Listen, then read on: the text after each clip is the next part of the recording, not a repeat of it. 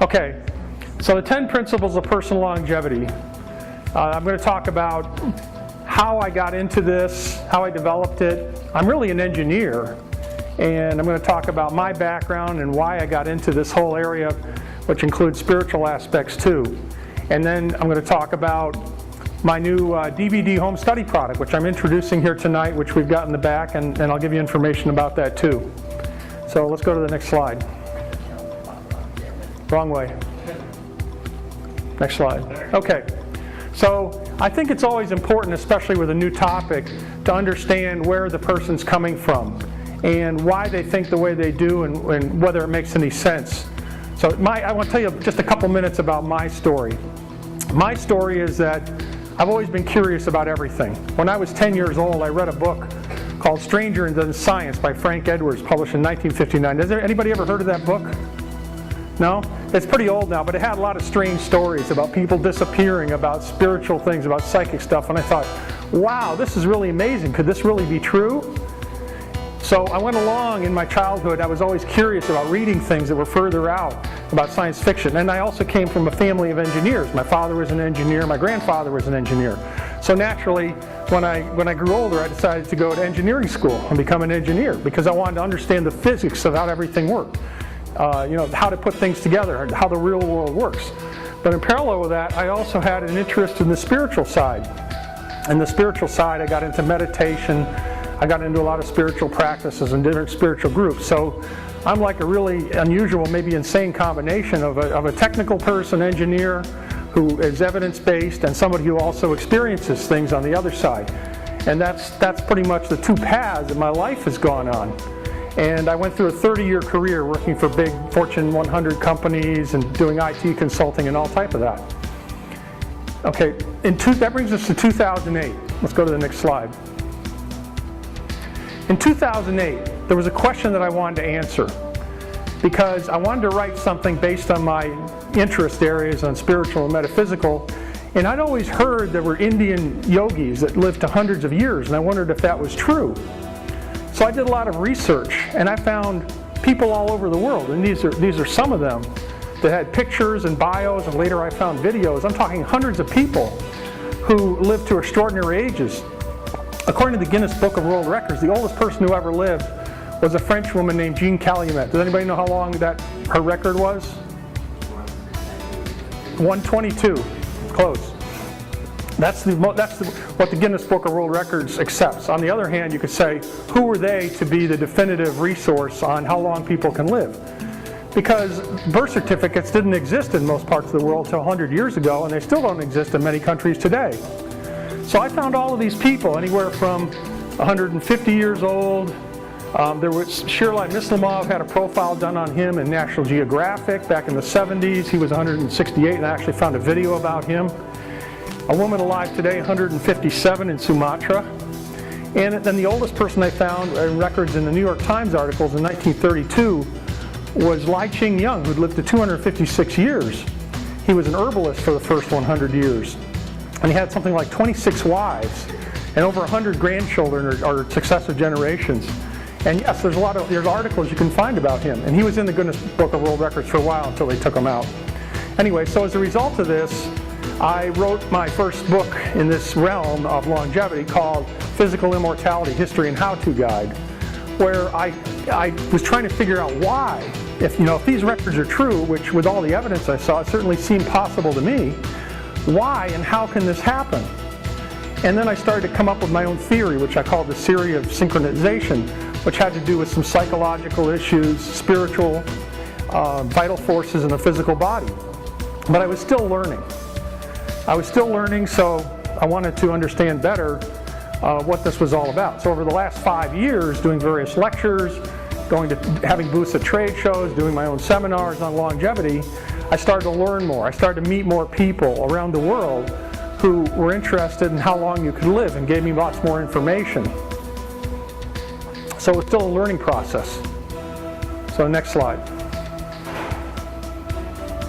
But I was coming from two different areas. That's why I talked about my background as being both technical and spiritual metaphysical. And there's really two areas when you look at all the types of things that you can do to treat yourself. You've got, on this side, you've got the holistic practitioners. The holistic practitioners have a lot of spiritual things. They may be talking about energy healing. They may be acupuncture, which is something that insurance now is accepted for acupuncture. Although if you think about it, there's really no Western scientific basis for acupuncture, even today. But people know it works. So it gained more credibility. And they would look across and they would look at the traditional medical practitioners and they would say, God, those guys are kind of closed-minded. They don't understand about the possibilities of all these things. Then you've got over here, you've got the traditional medical practitioners. They're the people we depend on every day. Our family doctors, our dentists, lots of other related people, hundreds of years of research, hospitals. I mean, they're the ones that save our lives every day. They are important. They look across and they look at the holistic people and they say, these people are nuts. These people are off there in la-la land. They don't know what they're talking about. So from my perspective, with everything I'd learned, it seemed to me that the truth is really a melding of the two. It's a melding of understanding what traditional science and medicine can do for you and what spiritual and holistic and vital forces practices can do for you. So if you want to have a comprehensive approach to long-term health, you really need to look at the best aspects of both. They're both valuable perspectives. They both have valuable therapies and expertise and practitioners. So let's look at all that. But I learned from more here an experiential side. Here I understand from more a research side. So this is how I started to put together the 10 principles. Okay, so let's go to the next slide. Okay, so these are the 10 principles of personal longevity. The first thing I want to do is I want to pass out my card because it has the 10 principles on them. You can keep it in your wallet or whatever. I just think it's important to have that as a reference. And this was my effort to codify everything I'd learned and put it in a step-by-step process. A step-by-step process that started with the evidence that people really have lived a long time, like I did in a previous slide.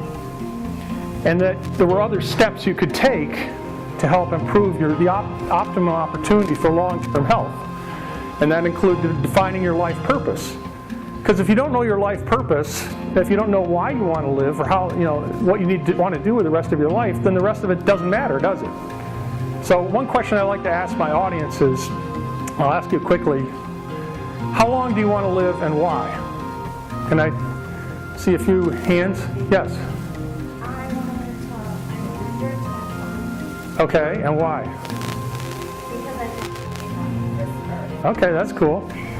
Anybody else? I want to live forever. Forever? Okay.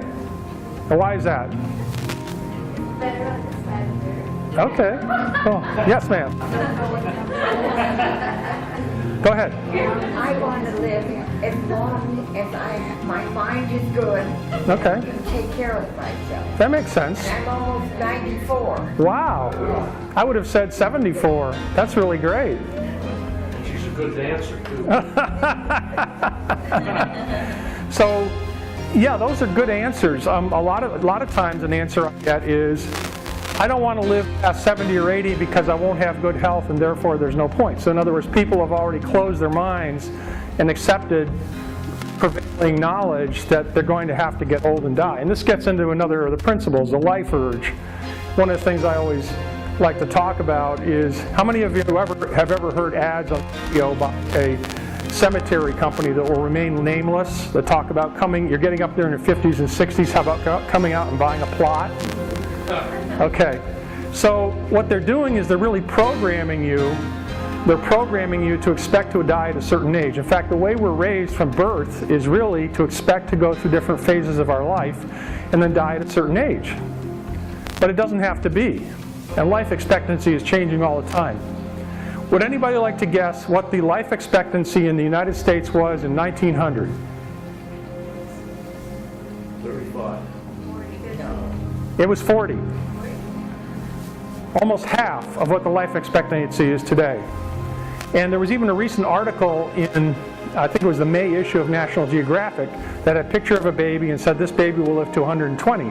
Because it's recognized by a lot of longevity scientists that even just with improvements in longevity medicine, that babies born today should live much longer than anybody thought possible a few years ago. So it is unreasonable to expect that if you apply a lot of these principles to your life in terms of your life purpose, breaking the psychological barriers, your spiritual health, which I consider very important, and then what you can learn, we can learn from science and about physical body medicine, and an implementation plan, that these things can all be something that you can address and live the optimum life that you want. So that's what we're talking about here. Now, I could spend hours and hours going into all of the details of this, and we're in a monthly series, so there'll be more information. But what I would like to do, I'd like to start with, I'm going to pass out a clipboard. I've got a couple of freebies for you. And the freebies are, let me put this pen on the clipboard. Number one, I've got a 14-minute video of people from age 120 to 250 years old. I'm talking videos. Some of them are news stories. Others are probably home videos. And these are people who were alive or are still alive today. And they're real videos, and so that's an interesting video. I'll send you that for free. And also I've got an ebook, which I'll send you for free if you just put your name and email down there. And it's about telomeres. That's one of our main topics tonight, which we're going to talk about in a while, and which Dr. Bill Andrews is going to be our Skype guest about. So that's a book about telomeres and longevity. So I'll send those to you for free, just for putting your name and email on that list. So do I have any questions so far? Does this make sense to you, the approach I'm taking? Does it make sense the direction I'm going? Okay? Yes. Okay. All right. From here, I'm going to talk more about what I'm doing with all this information and what I'm offering here. And then we'll get into more information, especially on telomeres. So let's go to the next slide. Okay, so what I've had for quite a while now is an online training program on the 10 principles, which includes implementation planning, different forms and things like that, as well as a course on longevity coaching, because I'm really going after two markets here. People that want to help themselves in their own long-term health, and there's also the exercises that can reduce chronic illnesses, and then people that are looking for a stream of revenue through either selling or adding these skills as a practitioner for longevity coaching. But what I found is pretty obviously people want to see something. They want to hold something, they want to touch something, they want to feel something. So I'm introducing tonight this booklet, which is the DVD home study course for the personal longevity. And what it includes is a copy of my book, a bunch of instructions. There's also a certificate you can get in longevity. And then it has a booklet, a workbook, and then 2 DVDs. So what I've done is I put everything on here in terms of all the information, videos, ebooks, audios, a variety of information. About 60 hours plus of information is available on here. And I'm going to talk about this for a couple minutes. Okay. And why it's worthwhile. Okay, so next slide.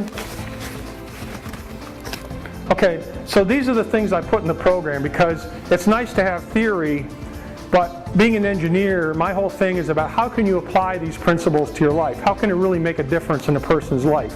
So when I came up with this, I came up with it for a reason. I came up with the 10 principles for a reason, because I really wanted to give people a path to optimize their long-term health. So like I said, it includes a lot of multimedia content, over 60 hours of content.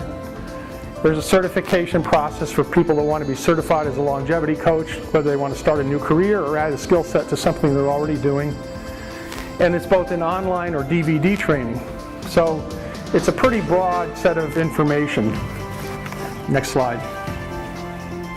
In fact, I would also call it almost a one-of-a-kind library of information on longevity. Not only is it on the DVDs, but there's links to some web pages that I have with different additional downloads of audios and videos and other things related to each of the principles. So when people get this, they also will be able to download additional information themselves. And the idea is to keep building this library of information to make available to people on each of these principles. Any questions so far? What do you think of this so far? Just give me some feedback. Okay.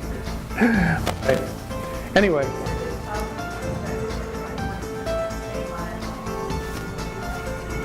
That's the reason I came up with it. I didn't want to just sell something. I really wanted to provide value to people.